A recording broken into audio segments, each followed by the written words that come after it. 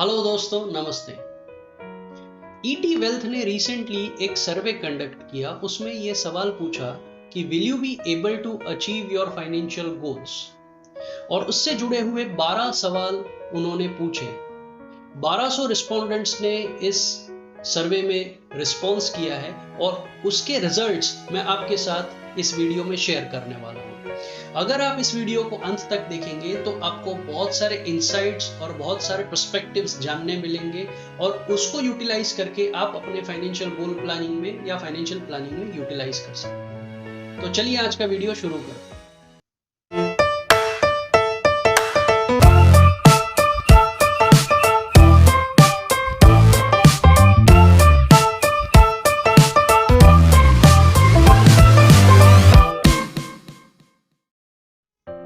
जी हाँ दोस्तों, ये सवाल ईटी वेल्थ ने 1200 रिस्पोंडेंट्स को पूछा और उसमें जो जवाब हमें मिले हैं उस जवाबों को हम यहाँ पे रिप्रेजेंट कर रहे हैं, जिससे हमें इंसाइट्स मिल सके कि जो अपने फाइनेंशियल गोल्स को अचीव करने की क्षमता रखते हैं वो क्या सोचते हैं।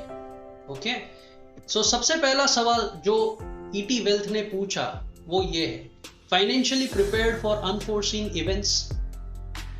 रिस्पोंडेंट्स को उन्होंने ये पूछा कि क्या आप अनफोर्सीन इवेंट्स के लिए तैयार हो। अगर आप तैयार हो तो कौन कौन से प्रोडक्ट्स में आप इन्वेस्ट करते हो या कौन कौन से प्रोडक्ट्स आप परचेज करते हो। तो उसमें से जो रिस्पॉन्सेस सामने आए वो ये है, 60% रिस्पोंडेंट्स ऐसा बोलते हैं कि हम लाइफ इंश्योरेंस 8 से 10 गुना अपने इनकम का लेते हैं। ओके, मिनिमम हमारा कवरेज 8 से 10 गुना हमारी एनुअल इनकम का इंश्योरेंस है।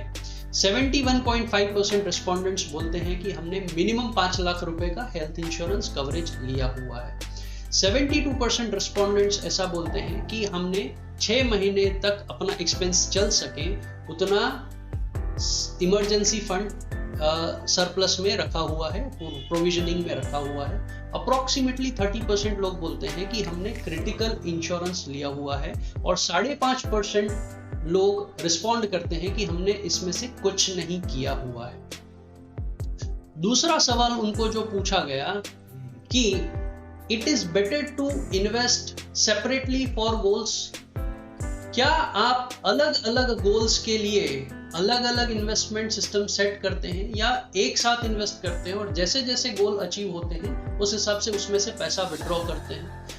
और इसका आंसर सरप्राइजिंग था। लगभग 57% लोगों ने रिस्पॉन्ड किया कि हम कॉमन इन्वेस्टमेंट करते हैं और जैसे जैसे गोल अचीव होते हैं उस कॉमन पूल में से हम पैसा विड्रॉ करते हैं।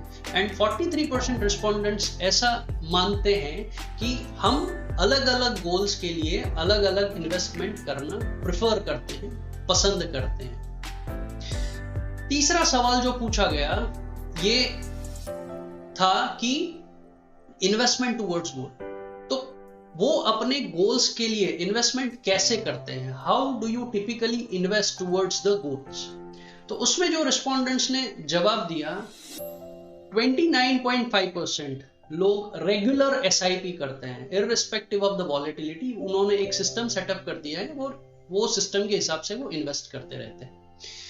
55% रिस्पोंडेंट्स ऐसा बोलते हैं कि हम एसआईपी तो कंटिन्यू करते हैं पर जब जब हमारे पास लमसम कोई सेविंग्स है या कोई कॉर्पस है तो हम उसको एक साथ इन्वेस्ट कर देते हैं। 9.3% लोग बोलते हैं कि हम लमसम इन्वेस्ट करते हैं, ओकेजनली इन्वेस्ट करते हैं और 6% लोगों का कोई क्लैरिटी नहीं है वो कैसे इन्वेस्ट करते हैं। So they have mentioned it as others.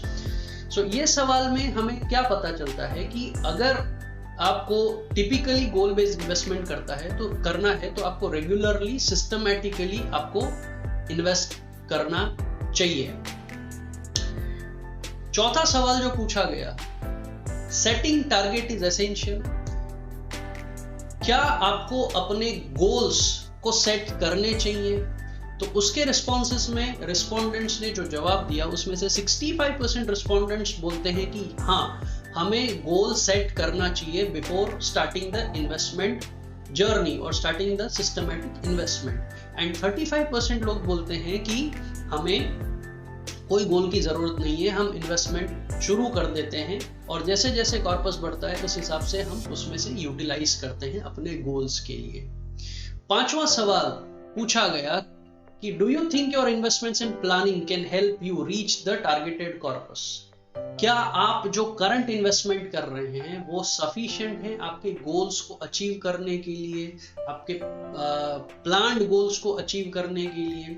इसका आंसर बहुत सरप्राइजिंग था। 72% पीपल बिलीव कि हम ट्रैक पे हैं। रिमेंबर, दिस आर 1200 रिस्पोंडेंट्स जो बोलते हैं कि हम ट्रैक पे हैं। 16.7% are not sure and 11% people believe कि हम अपने टारगेटेड कॉर्पस को पहुंचने में शॉर्ट हो सकते हैं या शॉर्टफॉल आ सकता है। But 72% respondents feel that they are on track. Okay? This is very important from the behavioral finance perspective also. कई बार हमें लगता है कि हम जो भी इन्वेस्टमेंट करते हैं, जो भी प्रोडक्ट्स हमने लिए हुए हैं वो हमारे गोल को अचीव करने में सफिशिएंट होते हैं, बट कई बार शॉर्टफॉल बहुत ज्यादा हो जाता है और गैप बहुत बढ़ जाता है if you are investing in secured asset classes. 7वां सवाल उनको पूछा गया, which of this options have you invested in for the long term? अब इसके रिस्पॉन्सेस में हमने मल्टीपल ऑप्शंस को यहाँ पे डिस्प्ले किया है और जो सर्वे किया उसमें भी रिस्पोंडेंट्स मल्टीपल ऑप्शंस सिलेक्ट कर सकते थे, पर लॉन्ग टर्म के लिए एक 85% लोग ऐसा मानते हैं कि equity mutual fund is the best asset class to reach the particular long term goal. Okay, second number पे डायरेक्ट इक्विटी सजेस्ट कर रहे हैं लोग, जहां पे 62.5% people are agreeing to that. Bank fix deposit, PPF and other fixed income instruments में 57 से 58% लोग अपना प्रेफरेंस दे रहे हैं। गोल्ड में 38% और बाकी के अदर एसेट क्लासेस में आप देख सकते हैं आपकी स्क्रीन पे कि क्या क्या रिस्पॉन्सेस हैं। पर इस क्वेश्चन के जवाब में एक जवाब कॉमन है कि अगर आपको लॉन्ग टर्म गोल प्लान करना है तो इक्विटी म्यूचुअल फंड या direct equity exposure is a must. इसमें मेजॉरिटी लोगों के पास नॉलेज, स्किल्स या टाइम नहीं होता है डायरेक्ट इक्विटी को ट्रैक करने के लिए, इसीलिए equity mutual funds are the best asset classes for setting up a systematic investment towards a long term goal. Okay, 8वां सवाल पूछा गया कि how much inflation rate have you considered when you are calculating your target? क्या आपको inflation consider करना चाहिए? अगर आप इन्फ्लेशन कंसिडर करते हैं तो क्या रेट ऑफ रिटर्न या क्या रेट ऑफ परसेंटेज आप टारगेट करते हैं फॉर योर इन्फ्लेशन? सो इसमें जो रिस्पोंडेंट्स ने जवाब दिया उसमें मेजॉरिटी रिस्पोंडेंट्स जो हैं 67% रिस्पोंडेंट्स बोलते हैं हम 6 से 8% का इन्फ्लेशन एज्यूम करके चलते हैं when we target a particular goal. लगभग 20% लोग बोलते हैं कि 4 से 5% इन्फ्लेशन हम कंसिडर करते हैं। 5% लोगों ने बोला कि हमारा कोई स्पेसिफिक इन्फ्लेशन रेट का टारगेट नहीं होता है और 8% लोग बोलते हैं 9 से 10% का इन्फ्लेशन एज्यूम करते हैं। रिमेंबर, जब आप प्लानिंग करते हैं inflation and taxation should be considered. Normally हम लोग नॉमिनल रेट ऑफ रिटर्न को फोकस करते हैं, but you should focus on real rate of return. जो भी रिटर्न मिलता है उसमें आप इन्फ्लेशन और टैक्सेशन को माइनस करेंगे तो क्या रेट बनता है, that is your real return. अगर आप आज देखोगे जनरली बैंक का एफडी जो है 5 से 10 साल का जो एफडी का ड्यूरेशन है उसमें 6% रेट ऑफ इंटरेस्ट मिलता है। अगर उसमें आप 6% इन्फ्लेशन माइनस करो तो आपका रियल रिटर्न कुछ नहीं बनता है, और एफडी पे अगर आप टैक्स पे करते हो तो आप अपना प्रिंसिपल को डिटीरियोरेट कर रहे हो। So this is very important from the perspective of targeting a particular financial goal. Okay? 9वां सवाल जो पूछा गया, that is, what is the return expectation you have to meet the long-term goals? Okay? इसका answer बहुत ही interesting है। जो majority of लोग हैं वो 9 से 12% का रेट एज्यूम करते हैं अपने इन्वेस्टमेंट्स पे, 9 to 12% का रेंज एक्सपेक्ट करते हैं अपने इन्वेस्टमेंट्स पे। सो 40 + 22 that is around 62% people believe कि हमें 9 से 12% रेट ऑफ रिटर्न में इंटरेस्ट है, और 18% ऐसे लोग भी हैं जो 12 से 15% का रिटर्न एज्यूम करते हैं। अगर आपको 9% से ज्यादा का रिटर्न चाहिए तो आपको अपने पोर्टफोलियो में इक्विटी का कंपोनेंट इंक्लूड करना ही पड़ेगा। otherwise it is not possible. None of the fixed income instruments are providing more than 6% rate of return. Senior citizen saving schemes में जाएंगे तो भी 7% max return मिल रहा है. So either you focus on balanced fund, balanced advantage fund or equity funds. That is based on the goals and time duration. Okay. 10वां सवाल जो पूछा गया, that is how much is your equity exposure for long term. So आपके portfolio में आप कितना % exposure equity को देते हैं. उसके रिस्पॉन्स में जो जवाब आए उसमें आप देखोगे तो लगभग 70% people has given more than 50% exposure to equity. Okay, 25% people have given 40 to 60% exposure in equity. 27% people have given 60 to 80% in equity exposure. More than 80% exposure देने वाले 20% लोग हैं और 15% लोग ऐसे हैं जो 20 से 40% इक्विटी में एक्सपोजर दे रहे हैं. सो इक्विटी को आप अवॉइड नहीं कर सकते हो considering the current scenarios. It is very important to have equity exposure in your portfolio and that is possible through mutual fund route effectively. Okay, 11वां सवाल उनको पूछा गया, what will you do if the corpus falls short when your goal is 12 to 18 months away. अगर आपके गोल को reach करने में 12 से 18 महीने का समय है और आपको लगता है कि आपका गोल शॉर्टफॉल हो सकता है, टारगेटेड कॉर्पस आप रीच नहीं कर पाओगे, पॉसिबिलिटी है, तो आप क्या डिसीजन लोगे. उसमें जो रिस्पोंडेंट्स ने जवाब दिया 44% लोग बोलते हैं हम गोल को डिले करेंगे, they will delay the goal. Okay, 12% लोग बोलते हैं हम पैसों को पुल आउट कर लेंगे, हम पैसे विड्रॉ कर लेंगे. 11% ऐसा लोग बोलते हैं कि हम एग्रेसिवली स्टॉक्स में इन्वेस्ट करेंगे to meet the shortfall of the goal.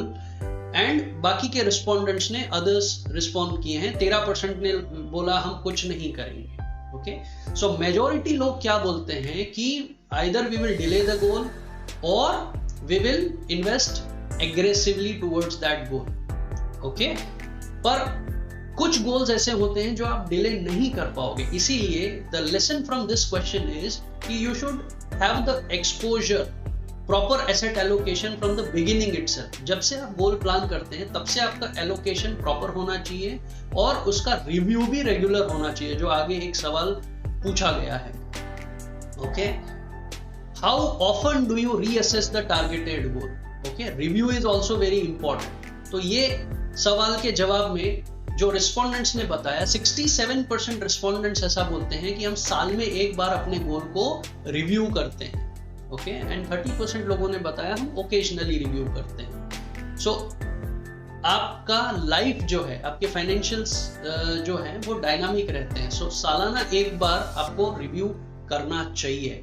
And finally जो क्वेश्चन पूछा गया, 12th question is, Do you feel you need to consult a financial advisor? And इसका जवाब बहुत ही इंटरेस्टिंग है. 46% लोग बोलते हैं कि हमें फाइनेंशियल एडवाइजर की जरूरत ही नहीं है. ओके, 22% लोग बोलते हैं we are not sure. Okay, 15% लोग बोलते हैं कि I am ready to take advice and 17% approximately लोग बोलते हैं कि हमें फाइनेंशियल एडवाइजर की जरूरत है या प्रोफेशनल एडवाइजर्स की जरूरत है. And this is the major drawback in Indian conditioning. हमें लगता है हम सब खुद ही कर सकते हैं, बट जिस तरीके से फाइनेंशियल लैंडस्केप चेंज हो रहा है, you need to have a financial adviser in your life. जितना इंपॉर्टेंट फैमिली डॉक्टर है उतना ही इंपॉर्टेंट है फैमिली फाइनेंशियल एडवाइजर, बिकॉज उसका फुल टाइम जॉब ही यही है. Most of the people don't take financial advice from a professional because they are not ready to pay the fees.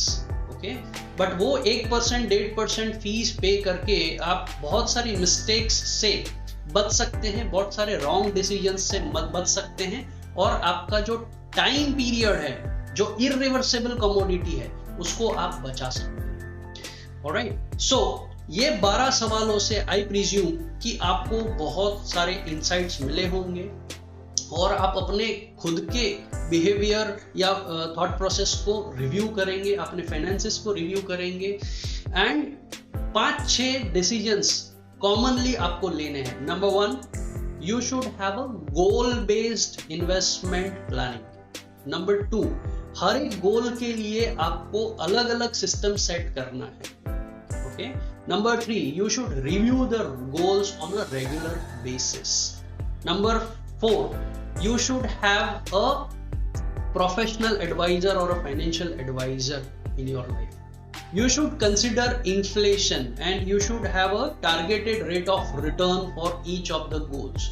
तो ये सब चीजें आप खुद नहीं कर पाओगे, so इसीलिए financial adviser is very important to be considered, और वो आपको कंप्लीट आपका फाइनेंशियल प्लान बना के दे सकता है. So don't forget the importance of financial adviser in your life.